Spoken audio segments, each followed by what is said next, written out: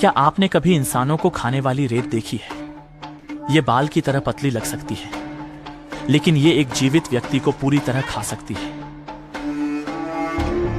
महिला ने अपने पैर रेत पर रख दिए, लेकिन रेत ने उन्हें कसकर पकड़ लिया और वह निकाल नहीं सकी। उसने अपने हाथों से खींचने की कोशिश की, लेकिन हाथ भी रेत में फंस गए। आदमी ने सोचा, ऊपर जाकर बचाने की कोशिश की, लेकिन एक लड़खड़ाते कदम के कारण रेत में फंस गए और पूरा शरीर रेत पर लेट गया, हिल नहीं पा रहे थे। सभी लोग अभी भी अवाक थे। तभी दोनों की चीखें सुनाई दी। प्रेमिका जोर से पुरुष को पुकार रही थी। प्रेमी ने सिर उठाने की कोशिश की, लेकिन पता चला कि आधा चेहरा रेत ने खा लिया था। सभी लोग पहले से ही डर के कारण हतप्रभ थे और बस देखते रह गए कि कैसे उनके दो दोस्त रेत में समा गए। कल रात यहीं पर हंसी खुशी का माहौल था।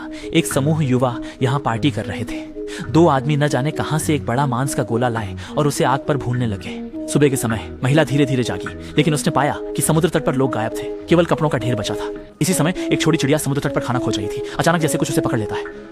महिला ने इस दृश्य को अपनी आंखों से देखा और देखा कि चिड़िया रेत में गायब हो गई। उसे कुछ अनहोनी का आभास हुआ। फिर उसने दोस्तों को सतर्क किया कि रेत को न छुएं, लेकिन तब तक देर हो चुकी थी। इसलिए शुरुआत में जो दृश्य था वह हुआ। सभी लोग अब सिर्फ गाड़ी में ही बैठे थे, कहीं जाने की हिम्मत नहीं कर रहे थे। महिला ने सच्चाई का पता लगाने के लिए फिर भी अपना हाथ रेत पर बढ़ाया और एक चमत्कारी दृश्य हुआ कि सतह से अचानक अनगिनत बालों जैसे तंतु निकलने लगे।